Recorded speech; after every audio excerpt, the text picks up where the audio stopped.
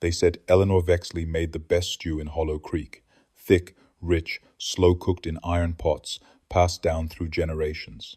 When she sent out Sunday invitations with gold-trimmed cards and lace edges, no one declined.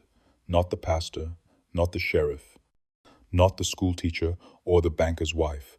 They came hungry, left full and quiet. But there was something strange about that Last Supper, a taste no one could place, a smell that lingered in the clothes. And when the ring surfaced in the pot, slick with broth and still warm, the silence was broken. But by then, it was too late. They buried Ambrose Vexley without a headstone. A hunting accident, Eleanor had said, with her hands folded and her veil just right. But there were no dogs barking that day, no rifle shots in the woods, no blood trail, just an empty barn, a missing man, and a widow who didn't weep. Folks in Hollow Creek gave her space after that, some out of sympathy, others out of a feeling they couldn't quite name.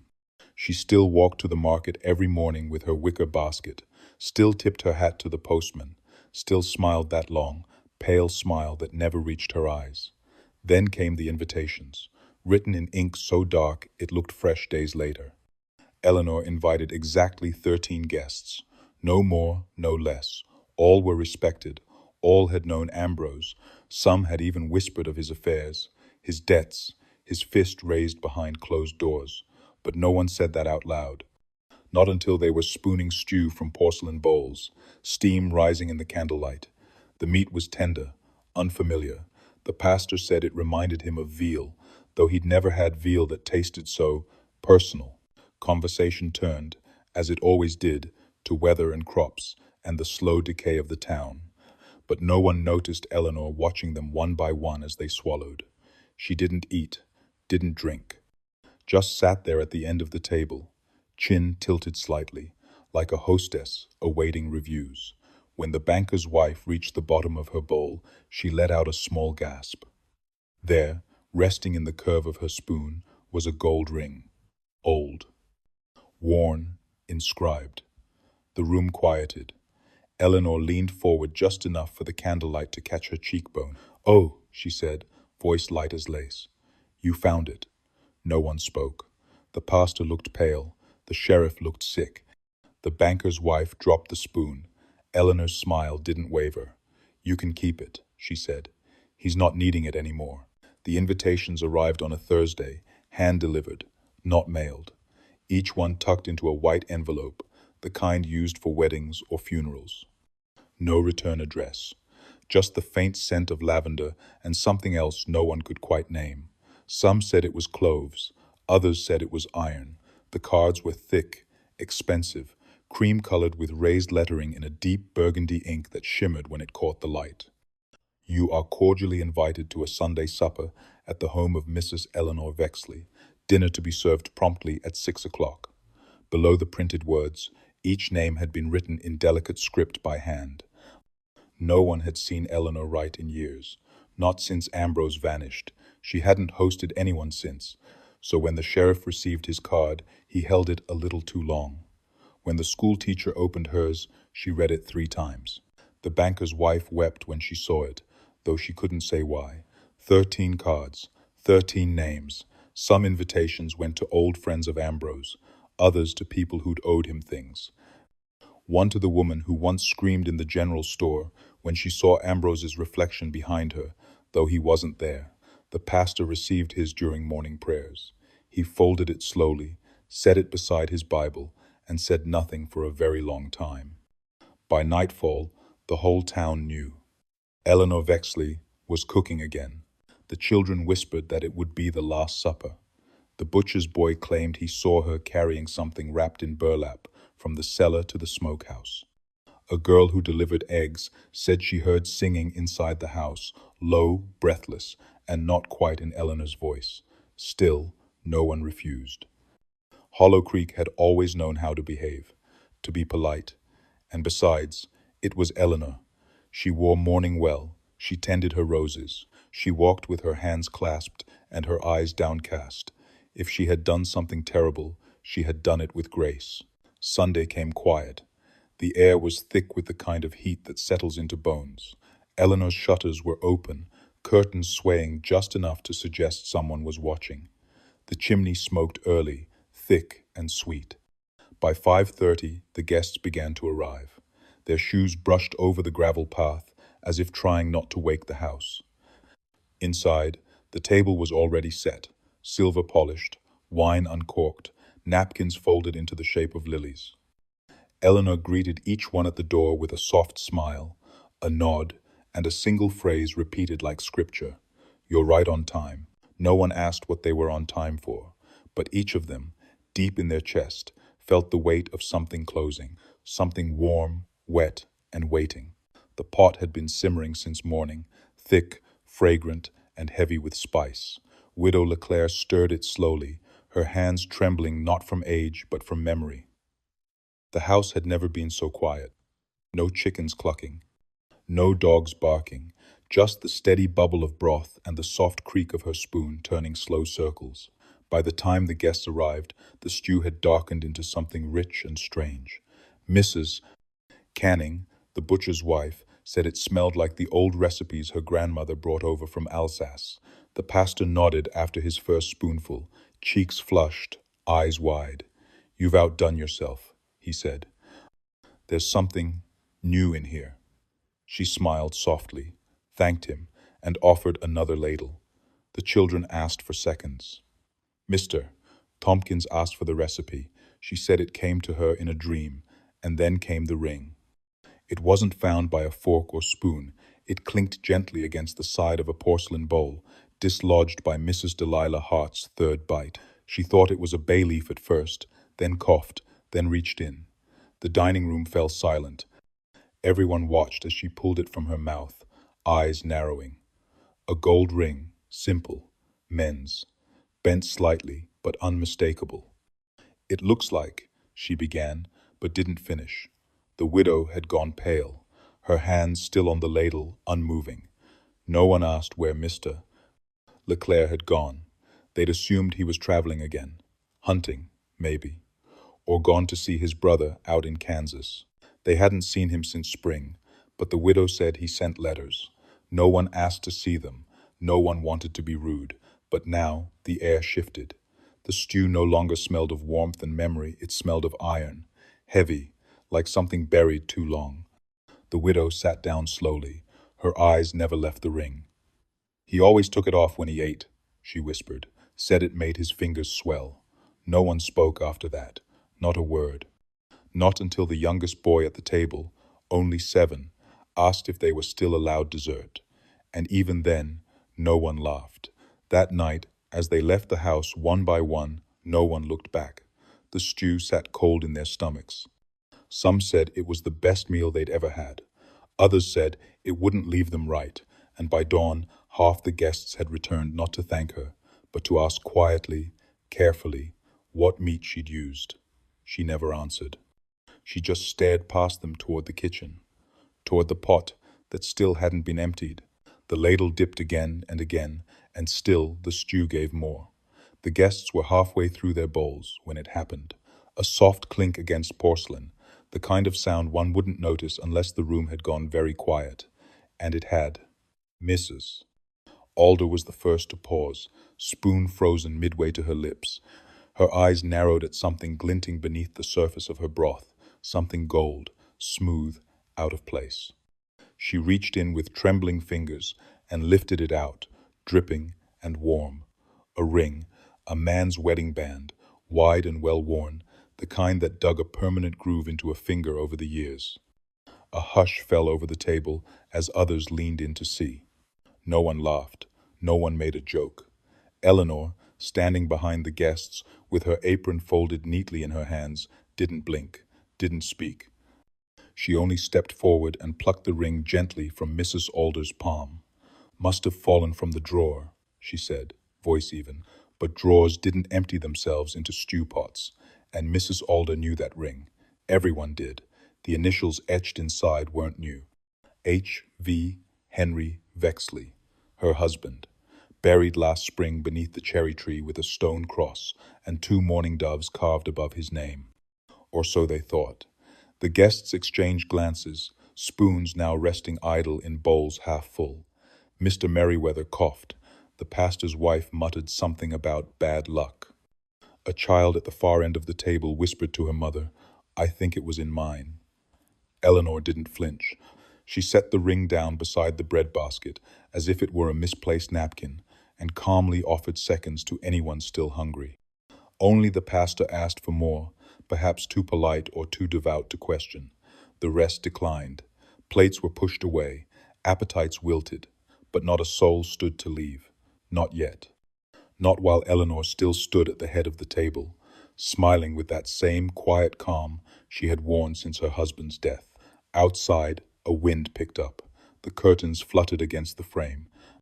In the silence, the sound of the ring rolling ever so slightly on the wood was louder than any word. Eleanor excused herself, said the stew needed stirring, but no one followed her into the kitchen, not even the bravest, not even the sheriff. The guests left in a trickle, coats clutched tighter than usual, voices lowered to murmurs. None mentioned the ring again. They didn't have to. It had been left on the mantel, right beside the clock that hadn't ticked since Henry Vexley's funeral. Eleanor saw them out with a soft smile and hands that didn't tremble. Only one man remained behind the sheriff. Amos Derry, a tall figure with boots that scuffed the floor no matter how careful he walked. He said he wanted to talk, just a few follow-ups about the stew, about Henry, about things that had been bothering him since the burial last April. Eleanor offered him another slice of cornbread instead. He declined. She offered tea. He nodded. She lit a lamp in the sitting room and poured from a pot that was already warm. "You always keep tea ready this late?" he asked, blowing on the rim. "Helps me sleep," she answered, but her eyes said she hadn't slept well in weeks. Amos sat, but not comfortably. He had one hand resting near his holster and the other near his notebook. He didn't open it, though. "Mind if I ask something direct?" he said. Eleanor tilted her head. "Have you seen this before?" he asked, placing something on the table. Another ring, smaller, thinner. It wasn't Henry's. She looked at it, blinked once, then leaned forward. "No," she said, "but that don't mean much." Amos waited. The clock behind him remained silent. "You sure Henry's in that grave out back?" he asked. "You sure you buried the right man?" Eleanor smiled at that. Not a sweet smile, not cruel either, just calm. "I buried what was left," she said. The rest of him wasn't needed anymore. The fire crackled in the hearth, though no one had stoked it since supper. Amos shifted in his seat. He scribbled something quick, then stood. "I might come back tomorrow," he said, "just to check the records. Maybe take a look at Henry's effects." Eleanor didn't stop him, didn't argue. "Be sure to knock," she said softly. "Some doors don't like to open after dark." That was the last time anyone saw Sheriff Amos Derry. His horse was found the next morning, reins slack, tied to the fence out front. The saddle was still warm. His badge lay on the porch, half covered in ash. The teacup sat on the table inside, still half full, still steaming. The hound's name was Rufus. He belonged to old Mr. Whitlow, the widower who lived 2 doors down and hadn't trusted a soul since his own wife vanished in the spring of '87. Rufus wasn't a gentle dog. He'd bitten 3 mailmen, chased every passing child off the road, and once gnawed through the church's nativity scene. But the morning after the Vexley supper, the growl that came from Rufus wasn't one of mischief, it was warning. Whitlow had brought the animal by, with a small parcel of leftovers. Eleanor had wrapped in wax paper and twine for those who stayed late. "Don't waste," she had said with that soft voice. "It's stew for the soul." Rufus sniffed the meat once, then again. Then his whole body stiffened. The fur along his spine lifted in waves, and a low rumble started deep in his chest. When Whitlow lowered the bowl, Rufus backed away, snarled, snapped his teeth at the air, as if something invisible had struck him. Then he turned and ran. Not home, but around the side of the Vexley house, toward the shed with the slanted roof. Whitlow followed, calling out, breath catching in his chest. He found the dog behind the garden wall, front paws furiously clawing at a patch of dirt that looked recently disturbed. The earth was softer there. Wet, though there had been no rain in over a week. The smell rising from it wasn't rot exactly, but something old, metallic, and wrong. Whitlow grabbed the dog by the collar and dragged him back. He told the town about it that afternoon, about the stew, about the digging. No one believed him. Not fully, but a few neighbors walked a little slower past the Vexley house that evening. One boy crossed himself when he saw Eleanor standing on her porch, dusting flour from her apron. She waved. Rufus, locked inside his owner's house, whimpered all night. He refused to eat for 3 days after, only barked at corners, at shadows, at the floorboards beneath the kitchen sink. On the fourth day, he was gone. Whitlow swore he hadn't let him out. The back door was still bolted, the windows all shut, but the kitchen windowsill had fresh dirt on it, and the empty stew bowl had been knocked over, licked clean. The next morning, Eleanor brought a basket of biscuits to Mr. Whitlow's porch, said she was sorry for his loss. Inside the basket, beneath a checkered cloth, was a bone, long, smooth, not from any animal Whitlow could name, and next to it, a note. 3 words. He was loyal. The Vexley mailbox was always empty, not because it went unused, but because Eleanor never sent anything. She received, yes, bundles of notes from church women, invitations to bake fairs, condolences for her loss, but outgoing mail, never. Not a single stamped envelope, not a single folded letter with her handwriting addressed to anyone beyond Hollow Creek. The postman said it first, over drinks at the tavern. A widow with no family and no letters. That's not grief, that's concealment. No one listened, until young Tom Prather found the box. Tom had been paid a nickel to fix a broken hinge on Eleanor's back pantry door.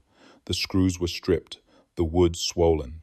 While crouched beneath the shelf, his hand knocked loose a plank in the wall. Behind it, wedged deep in the frame, like bones forgotten by time, was a tin box. Inside were letters, bound with a red ribbon and smelling faintly of salt and perfume. They weren't addressed to Eleanor. Not exactly. Some bore the name Nora Vexley, others Elena Vaughn. One was signed simply E.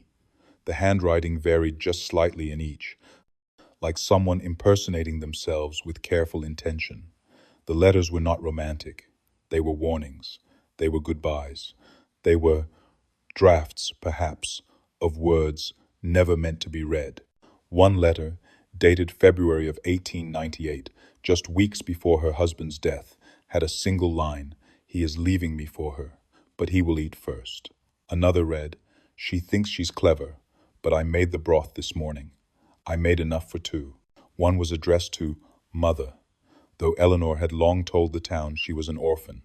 It simply said, "He did not choke. I watched him realize it." Tom told his mother. She told the sheriff's boy, and by nightfall, whispers were circling again. This time, not about Eleanor's silence, but about the noise she might have muffled. Someone asked her directly, days later, as she bought sugar at the mercantile, "Did you ever send letters to your family?" Eleanor smiled without turning. Not everything meant to be said deserves to be heard. She placed the sugar gently in her basket and walked out. That night, the Prathers' henhouse was found open. All the birds gone. No prints in the mud. Just one thing left behind, nailed to the fence. A letter, the same red ribbon tied around it. No envelope, no address. Just a single line in a firm, delicate script. "I never forget the mouths that gossip."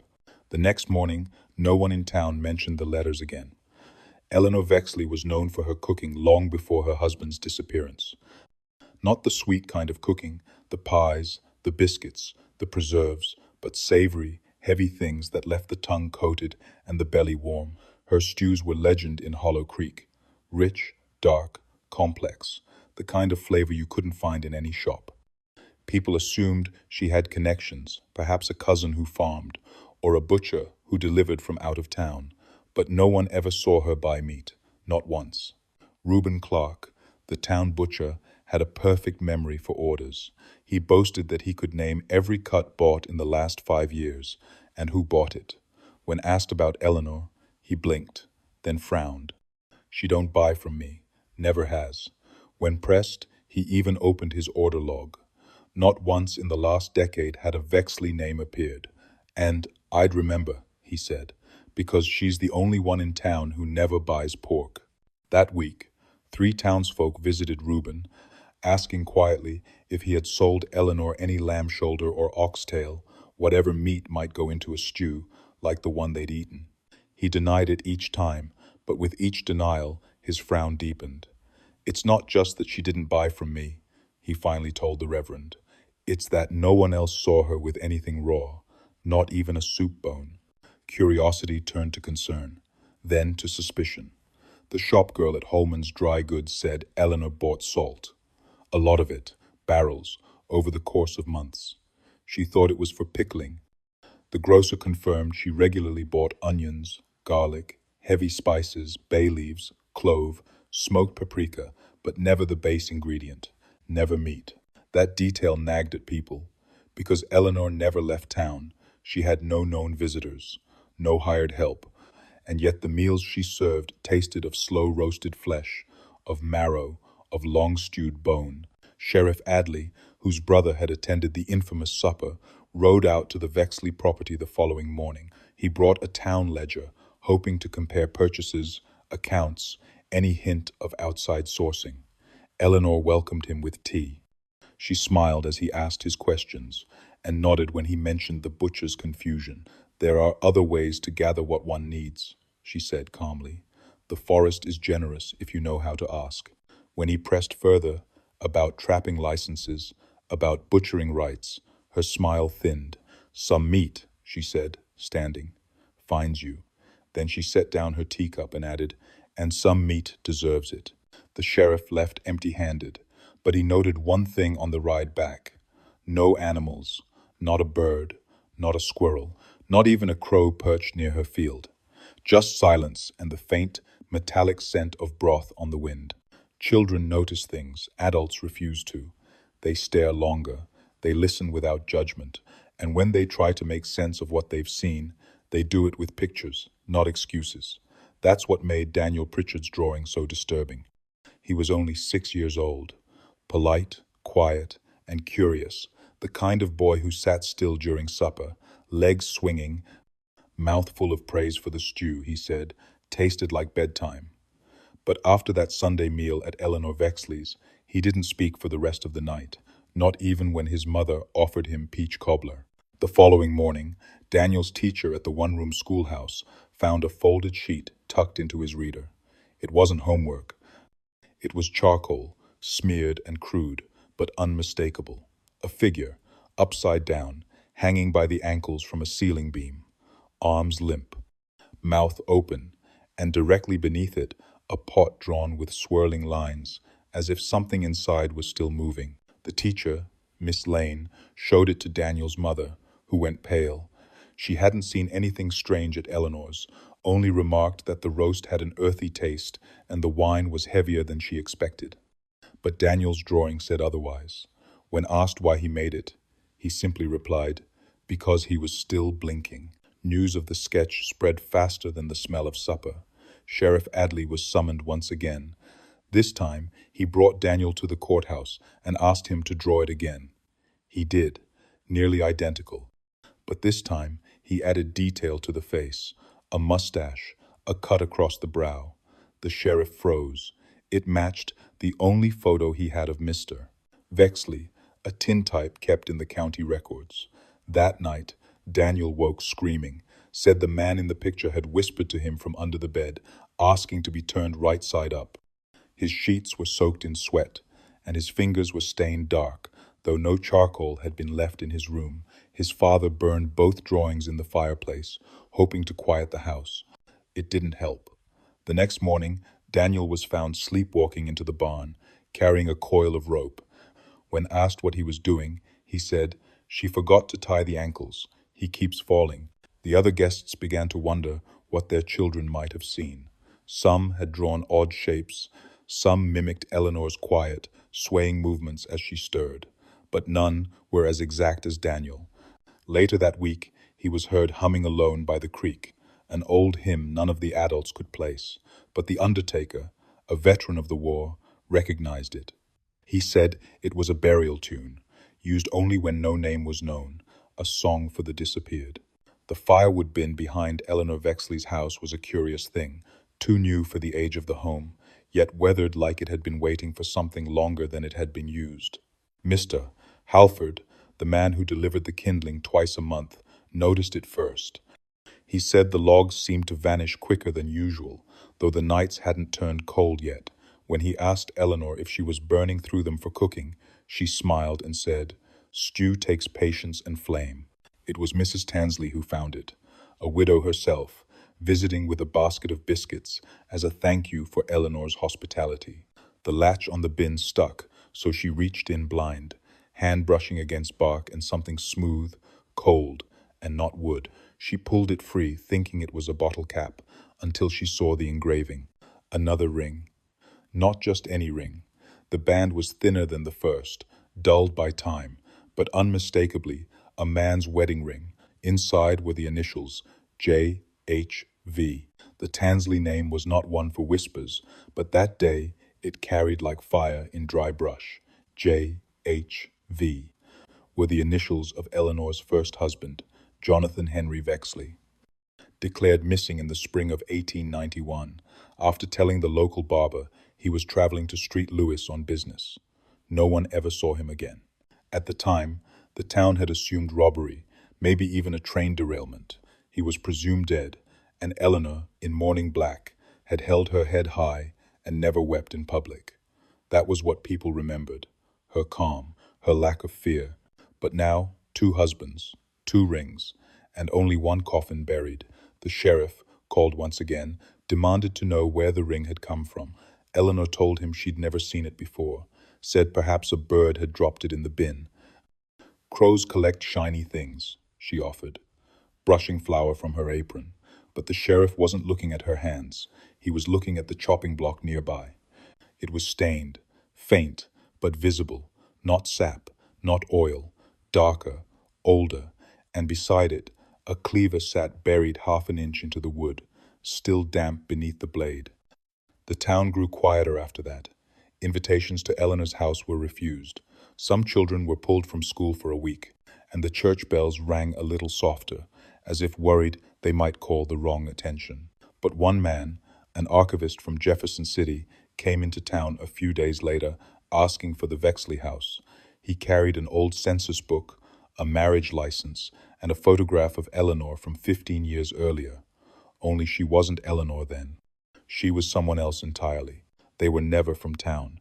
That much was clear. Seamstresses passing through, housemaids answering newspaper ads, piano tutors looking for work with quiet households. They came alone, bags in hand, hair pinned with modest care. Each one had been seen entering Eleanor Vexley's home with a polite smile and good posture. None were seen leaving, not with their bags, not with their shoes, not even with their names intact. Mrs. Penner, who lived across the way and kept her blinds drawn except for mid-morning tea, remembered 5. She wrote them in her diary, noting their hats, the sound of their voices, the songs they hummed while walking to the porch. One of them, a tall girl with freckles and a limp, had whistled, "My Bonnie lies over the ocean, 3 days in a row." Then, silence. No goodbye, no carriage, no one came to fetch her. Mrs. Penner thought it odd but not alarming until another girl arrived with the same limp, same smile, and same song. Only her freckles were gone. The butcher's apprentice, young Harris Clay, claimed he had once delivered salted pork to Eleanor's house and been greeted by a woman who wasn't Eleanor. She wore her apron, yes, but her voice was off softer, higher. She took the meat without paying, and when he asked if Mrs. Vexley was in, she replied, "Oh yes, I'm learning to be her." It was a strange thing to say. Harris never went back. Then came the ledger. In a parish records book kept by Reverend Mallory, tucked behind communion receipts and lists of tithes, were scribbled notes about young women referred by the church for employment. Their names, Grace Morland, Agnes Tibbs, Lucinda Ray, matched none in the current congregation. Some had been sent from as far as Springfield. Some had no known kin. Each one was logged with a start date and, curiously, no end date. Reverend Mallory stopped taking employment requests that year. By the time the sheriff returned with questions about the stew, the rings, and now the disappearances, Eleanor offered tea and a calm voice. "People come and go," she said, setting out biscuits. "Some choose to stay, others are less grateful." He asked for names. She recited none. He asked for dates. She stared into her cup. He asked for the last woman she'd hired. Eleanor smiled. "I stopped hiring. I found someone who fits just fine." And as he rose to leave, unnerved and increasingly pale, he noticed a small pair of gloves on the hall table. Child-sized, still warm. The cookbook sat alone on the top shelf, its spine cracked, its pages thick with oil and time. No title graced the front, only a faded linen cover and the faint outline of something burned away, as if a name had once been branded there and deliberately removed. When the deputy opened it, the first few pages were ordinary enough. Lard biscuits, stewed greens, ham glaze with cider vinegar, neat handwriting in black ink, written by a patient hand. But tucked near the middle, on a page slightly torn and stained darker than the rest, was a single line that did not match any other entry. Sunday stew, for traitors only. No meat was listed, no weight, no cut, no preparation. Just a list of herbs: sage, marjoram, cloves, bay leaf, fennel root. A note about low heat. A long, slow boil. Beneath that, scrawled like a whisper, were the words, "Bone must not be broken. Marrow must stay warm." There was no title on the opposite page, only a sketch, not an illustration of food, but of a figure hunched over a steaming pot. The proportions were wrong, the arms too long, the back too crooked, and behind it, in the smoke, faint outlines of faces with open mouths, as if screaming without sound. The deputy closed the book and wiped his hands. He did not like how the pages felt soft, like worn skin. He called in a historian from the county seat, a man who'd catalogued thousands of old recipes, wartime ration meals, and frontier foraging guides. The historian flipped through the book slowly, frowning deeper with every turn. He paused at the sketch, said nothing, then looked at the last few pages. There were no more food instructions. Instead, there were names, 32 of them, first names only, most written in a looping hand, one or two scrawled as if by someone else. At the bottom of the list, fresh ink marked a final entry, Eleanor. The historian asked the deputy, "Do you know anyone else who's cooked from this?" The deputy shook his head. "Then why?" the historian asked, pointing. "Is your name the second to last?" The air turned heavy. The deputy checked again. There it was. His own name, unmistakable, written in that same slow, patient hand, below Eleanor's. That night, the book went missing from the evidence room.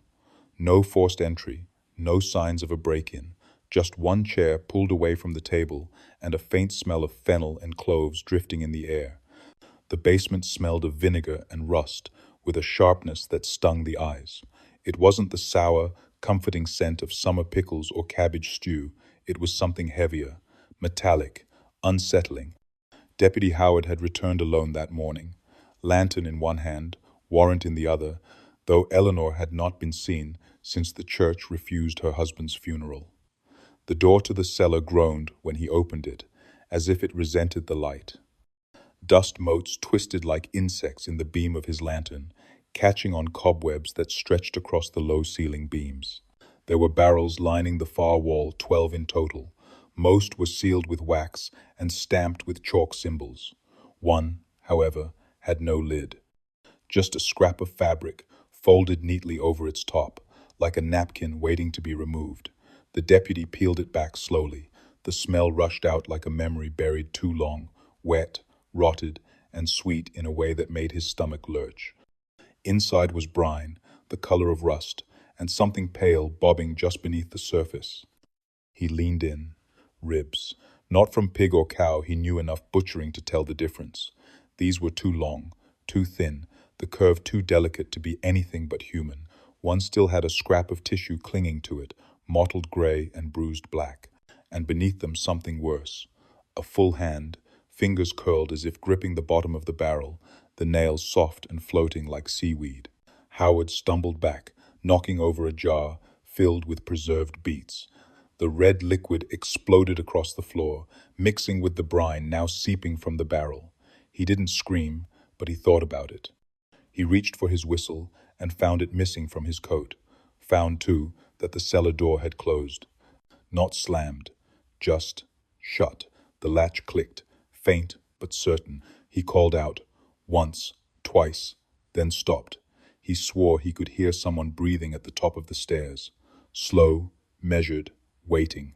When they finally opened the door, hours later, they found Howard slumped against the barrels, eyes open, lips blue, no wound, no struggle, just the look of someone who had seen something so wrong the heart decided it was better to stop beating. The barrel was gone, and in its place, an empty stew pot, still warm at the bottom. The kitchen floor gleamed like glass, too clean, too polished, too perfect. Sheriff Lem Tolson noticed it first when he stepped inside Eleanor Vexley's home under the pretense of delivering condolences. It was the kind of shine no household ever achieved with water and soap alone, not after years of wood grain stained by spilled stew and grease from roasted meats. The walls were scrubbed white. The stove had no ash. The knives were arranged in descending order, each one glinting with an edge that looked untouched by bone. Lem removed his hat and ran a finger across the edge of the butcher block. No dust, no crumbs, no trace. But then he crouched. The baseboards told a different story. One corner of the wood trim had been bleached so hard the fibers had begun to fray, puckered by chemical burn. When he looked closer, he saw a faint red line, thin, like it had run in a stream before someone wiped it clean, too thin for paint, too deliberate for a spill.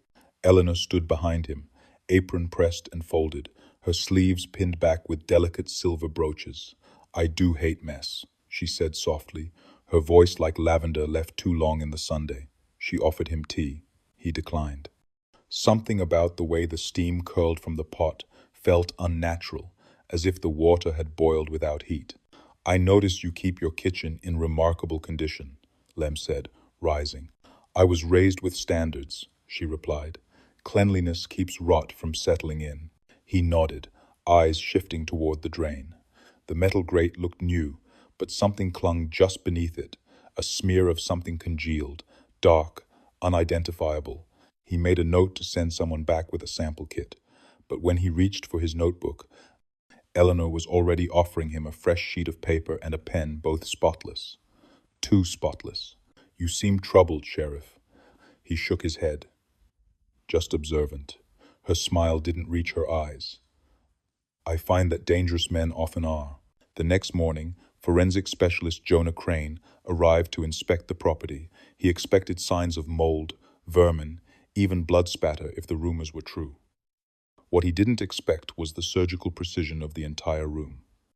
No bacteria, no prints, no human oils, the kind of sanitation one only saw in hospitals or abattoirs. "There's nothing here," he told the sheriff later, voice low, "except that it's too clean. No kitchen is this clean unless it has something to hide." And when he opened the oven just to be thorough, he found it warm. The stove had not been lit for hours. Only one tray sat inside, blackened, empty, but when he touched it, the residue on his fingers was not ash. It was fat. The night of the supper, Elias Crombie couldn't sleep. His hound, Trotter, kept whining at the door, tail stiff, ears back, pacing like thunder had split the sky.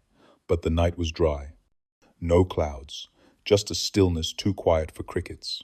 Elias lived 2 fields down from the Vexley house, and from his front porch, he could see the chimney smoke curling in odd directions, twisting like it didn't want to rise. That alone made his gut clench. But it was the sound that followed that would make him drink for the rest of his life. It began low, like someone choking on their own breath.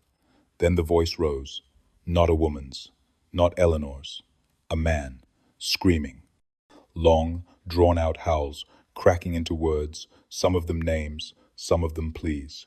"Don't, Ellie," he called, then louder. "Please, not like this." The last cry was guttural, as if the sound had been forced from a body that no longer wanted to make noise. And then, silence. Elias froze. He told himself it was just a fox getting into a henhouse, but Trotter didn't believe that. The dog growled low and tried to bolt toward the fence. Elias pulled him back and locked the door. He didn't sleep. The next morning, he did what no man in Hollow Creek had ever dared. He told what he heard. He found Sheriff Tolson outside the general store, lighting a pipe, and said it plain. "I heard a man die last night, Sheriff, in that woman's house. I heard him scream her name." Tolson's face paled, not because he didn't believe Elias, but because it matched something he'd heard whispered from another dinner guest, a child, half asleep, muttering about a man in the kitchen, trying to run. "What time was this?" Tolson asked. "Around 11, maybe later." The sheriff nodded. "And you're sure it came from her house?" Elias didn't blink. "That house may be quiet by day, but something ain't right once the lamps go dim." By sundown, word had spread. Folks crossed the street to avoid Eleanor. The local grocer wouldn't fill her order for bone broth, and Miss Abernathy, the town's most pious widow, was overheard whispering, "She ain't mourning, she's feeding something." But Eleanor, she remained calm. She walked to market as she always had, gloved, laced, lips painted the color of old cherries.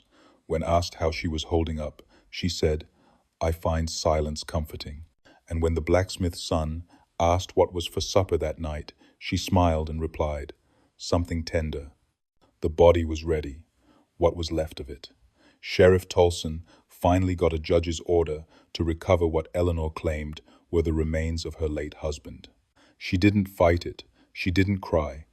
She just stood in the hallway while they scraped the stew pot clean, sifted through the cellar ash, and pulled teeth from behind the woodpile. She offered them tea when they found the rib bones in the barrel. And when they asked if she knew whose they were, she tilted her head, as if the question was rhetorical. The coffin was small, too small for a full-grown man, but it was sealed and draped in a dark velvet cloth, and that was enough for the county clerk to sign off. The townspeople gathered outside Hollow Creek Church that Sunday. Word had spread fast. Eleanor Vexley, the Black Widow herself, had requested a funeral. Some came out of curiosity, some came out of fear, but most came to watch Reverend Harrow, the oldest man in the valley, perform the ceremony. He didn't. The church doors remained shut. The bells never rang, and the Reverend, usually punctual and firm, stood beside the steps, with his arms crossed and his mouth drawn tight. Eleanor arrived, dressed in deepest black, the same veil from her first husband's service worn once again. She stood at the base of the stairs, hand resting on the coffin, and asked gently, "Is the Lord's house no longer open to the grieving?" Reverend Harrow stared at her, his face stony, before he answered, "What lies in that box is not yours to bury here." Murmurs rippled through the crowd. Some shifted uncomfortably. One woman gasped. Eleanor didn't move. "You mean to deny him peace?" she asked, voice sweet, calm. "I mean to deny you the illusion of it," he replied. When asked later, Harrow explained it as plainly as he could. "I've buried thieves, drunkards, even a man who killed his own brother, but never once did I feel a presence follow them. This is different. There is something wrong in that wood." Eleanor didn't argue. She simply turned and walked away, pulling the coffin behind her on a wheeled cart she had brought herself. No horse, no help. Just her and the dead, rolling down the dirt path back toward her home. Some said the cart made no sound. Others swore they saw a hand twitch beneath the velvet as she turned the corner. But no one followed. That night, the bells tolled once, just once. The rope had not been touched. They buried him anyway. Not in the churchyard, but out by the edge of the Vexley property, just past the tree line, where the fence leaned and the weeds grew tall enough to swallow a man whole. Eleanor chose the spot herself. No stone, no cross. Just a patch of disturbed soil and a single wooden marker, carved not with his name, but with the word "devoted." It leaned to the side by morning. A few of the townsfolk came to witness, hanging back beneath the shade of their umbrellas, as if the rain would come even though the sky was clear.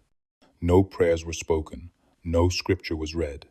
Eleanor stood by the open grave with gloved hands clasped, black veil drawn like a curtain across her face, watching silently as two farmhands lowered the coffin into the ground. They worked quickly. The smell had already begun to rise. And then, just before the last shovel of earth was tossed, she did something no one could explain. She stepped forward, leaned over the grave, and whispered something so softly, not even the wind caught it. Then, she reached into her dress pocket and pulled out a small object, round, flat, shining dully in the sun, and dropped it into the grave with a soft clink. When someone asked what it was later, the youngest farmhand replied in a shaking voice, "A tooth. I think it was a tooth." But the oddest part wasn't what she said or what she left behind. It was the smile. As the last of the soil was packed in, Eleanor stood motionless. Then she smiled slowly, almost delicately, like she was watching a child sleep. Not the grin of relief, not triumph, something closer to satisfaction, like the end of a long recipe finally reaching its last step. That smile stayed on her lips as she turned, nodding politely to the stunned onlookers, and walked back toward the house with her gloves still clean. Later, one of the mourners claimed they saw the grave sink, not just settle, but drop an inch, like something inside had moved. Another swore the marker had been straight before, but now bent, leaning toward the house. That night, the air turned sour near the burial ground. Dogs howled without cause. Flies gathered by the hundreds, circling the newly packed dirt, but no animals dared dig. They paced the edges, whimpered, and slunk away. As for Eleanor, she lit every lamp in the house and set the dining table for two. No meal, no wine. Just two plates and one empty chair across from her. She didn't eat. She simply sat, hands folded in her lap, smiling faintly in the candlelight. The icebox was old but well kept, the kind that whined when opened and exhaled a sharp, sour breath. Eleanor had stored the leftover stew there, ladled carefully into 3 jars, each labeled with the day's date and sealed with a firm twist of her wrist. No one else touched them. No one was meant to. She placed them at the back, behind wrapped cheeses and preserved pears, as though even their presence might contaminate something sweeter. By Monday morning, the house had begun to hum. Not with life, but with the soft drone of wings. It began in the kitchen, 1 fly, then 3, then a dozen. Eleanor swatted once, then twice, then stopped altogether. They were thick around the windows by noon, tapping gently against the panes like they were trying to get out, not in. That afternoon, a guest came calling, Reverend Halloway, sent by the parish to offer counsel in grief. But he stopped on the porch, took one breath, and turned away without knocking. He told no one what he'd smelled, only that it was wrong. By sundown, the jars were humming. Inside the thick brown broth, the liquid had begun to bubble slightly, though no heat touched them. One popped open on its own. The lid rolled under the pantry shelves. Eleanor did not replace it. She merely stood in front of the open icebox, arms at her sides, as the stew shifted.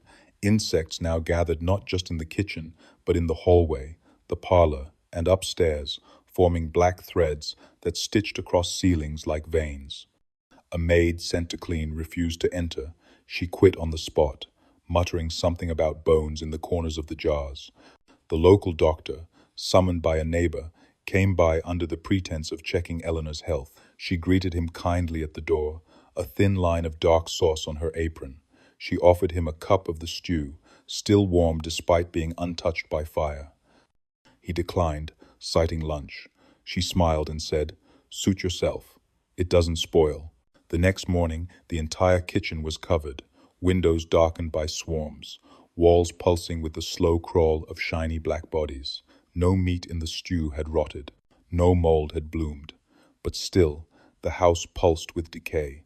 It wasn't the stew that smelled, it was the memory of it, as if the flavor had turned into something deeper, more permanent, something that clung not to the tongue but to the soul. When the sheriff returned, the jars were gone. Eleanor claimed she had thrown them out, but the trash pit behind the shed was clean, no glass, no bones, no stew, only flies. The Vexley home had portraits in every room. Eleanor said she believed in remembering faces. In the parlor, a large oil painting of her late husband hung over the fireplace, handsome in his hunting coat, a stag slung over one shoulder, eyes that once seemed too kind for this world. But one morning, the painting changed. His eyes were gone, not faded, not worn, scratched out. Thin, deliberate lines tore through the canvas, gouging until the white gesso underneath peeked through like bone. At first, the townsfolk whispered of vandals, of children with knives and too much curiosity.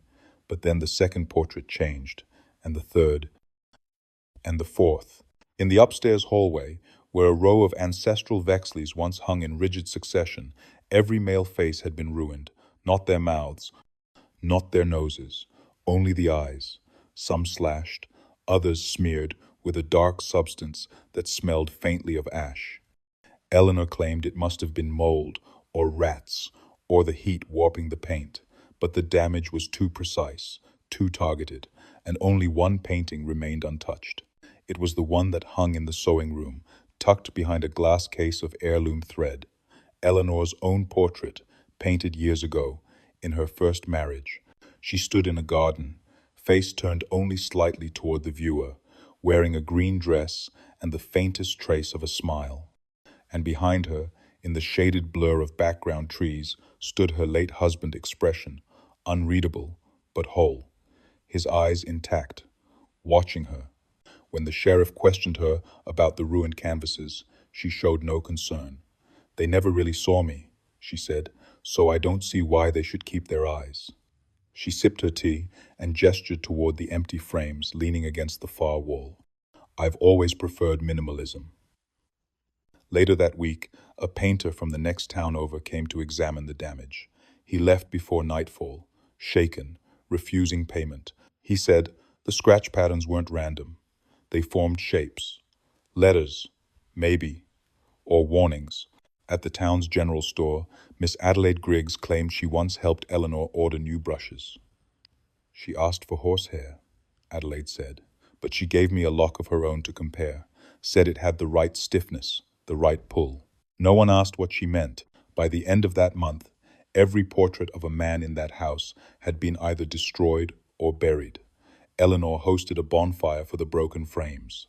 Guests said it smelled of pine, paint, and something else, something sweet and spoiled, like marrow. And still, her own portrait remained, perfect, untouched, and behind her, the man, with his eyes wide open, staring out into a room where he no longer belonged. It was the clerk at the courthouse who first hesitated. Her pen froze halfway through the signature line as she flipped back through the older marriage records. "This can't be right," she murmured. The name Eleanor Vexley appeared only once in the current decade, tied to her late husband's certificate. But further back, in a different county, a near-identical signature had been scrawled different last name, same deliberate cursive. It was dated May of 1891. That husband was marked missing. Before that, in 1885, another certificate. Different man, different town, same handwriting, always the bride, never the same woman twice. The sheriff's deputy rode to the archive in Carroll County and returned pale, holding a file of yellowed documents. Eleanor's real name wasn't Eleanor. It was Eloise Harrow, or so it had been in Tennessee. In Louisiana, she went by Clara Muse. And in Georgia, before her first husband vanished, she was Anna Ducreux. Different names, same face, according to the tintypes that accompanied each license. The same poised eyes, the same thin-lipped smile, always a man beside her, always a funeral after. Words spread faster than frost. Folks began to revisit what they thought they knew. The children who used to play near the Vexley home swore Eleanor had different eyes when she smiled. One neighbor said she once heard her speaking in a foreign tongue when no one else was around, something thick, rhythmic, not quite Latin, and Mr. Tilford, who owned the barber shop, remembered something else. Years ago, she'd come in asking if they still sharpened straight razors, said it was for a roast, he recalled, but she was holding a man's cufflink. Sheriff Danner, now fully convinced something was off, brought the records to Eleanor herself. She didn't flinch. She just looked at each name, each photo, each dated signature, and said, "Isn't it strange how women are always the ones asked to explain?" He pressed her for a confession. She offered tea. That night, he went home with a headache that turned into fever. He died before morning. The doctor called it nervous exhaustion. After the sheriff's burial, a new sign was hammered into the courthouse lawn: Missing Persons Bureau, open inquiry into the widow of Hollow Creek. But no one stepped forward, because if you had eaten her stew, if you had sat at her table, you feared you might already be part of the story, not as a witness, but as a future entry in her next identity. One town over, a woman named Marianne Dupree signed the deed to a farmhouse with a wide kitchen. The realtor noted she had a soft voice, a firm handshake, and no next of kin. They waited until the frost had softened. 3 men, 2 lanterns, 1 shovel each. The sheriff's replacement, young, brave, a little too eager, signed the order to dig, not to exhume the body in the graveyard, but to pry open the cellar beneath the Vexley home, which Eleanor had locked and nailed shut after her husband's death. She'd since vanished, of course, left behind only a stew pot, a broken mirror, and a trail of unopened letters. The men arrived before dawn, hoping to get in and out before the neighbors noticed. But something was already waiting. The cellar door was made of pine, split down the center, rusted hinges barely holding. They expected it to groan, maybe resist a little. But it didn't open at all. The latch wouldn't budge, not even when they crowbarred it. So they broke it, or tried to. The metal bent before the wood did. One of the men swore it sounded like something knocking from the inside. Once, then again, then silence. They brought axes, chipped away at the frame until the door finally cracked inward. What hit them first was the cold. Not musty, not damp cold, like a breath held underground. The lanterns flickered, one went out, and then the screams began. It wasn't the men, it was the cellar. Voices rose, overlapping, whispering over each other like water under ice. Names were spoken, names that hadn't been mentioned in years. One man dropped his lantern and tried to flee, but the floor swallowed him. Not collapsed, not broke, just opened. A slow, wet slurp of wood and dirt, like something hungry beneath had puckered its lips. The others managed to pull him free, though his hair had turned white from the roots. When they finally got inside, what they found was worse than bones. The cellar was empty, but the walls, they were lined with scratches. Dozens, hundreds, some shallow, some deep enough to reveal the brick beneath. And on each brick, a name, not carved, written. In what they prayed was old ink. Some names were familiar missing girls from neighboring counties, men thought to have run off, a preacher's wife no one ever found. And in the center of the floor, in black chalk, was the Vexley family crest turned upside down. They resealed the door that night, not with nails, with iron chains soaked in salt and holy water, per the Reverend's request. But by morning, the door was shut again. No sign of chains, no hinge, just wood sealed tight like it had never been opened at all. And behind it, just faintly, something breathed. The house on Hollow Creek stood empty for nearly a decade. No buyers, no caretakers. Just a creeping vine of rumor that wrapped around its porch like ivy, strangling interest before it ever grew. Locals crossed the road rather than pass its gate. Children dared one another to knock and run, but no one stayed long enough to hear if someone ever knocked back. The windows clouded over with dust. The cellar remained sealed, or so they thought, until a new family arrived from Street Lewis. Quiet people looking for space, privacy, and distance from the city. The price was low, too low. They moved in before winter. By spring, the letter arrived. It wasn't mailed. There was no stamp, no sender's name, just a cream-colored envelope left on their doorstep one Sunday morning, inked in a hand that looked too elegant to be modern. The paper smelled faintly of cloves and burnt sugar. Inside, an invitation, a simple one. You are cordially invited to Sunday supper, 6 o'clock. Dress warmly. Bring nothing but an empty stomach.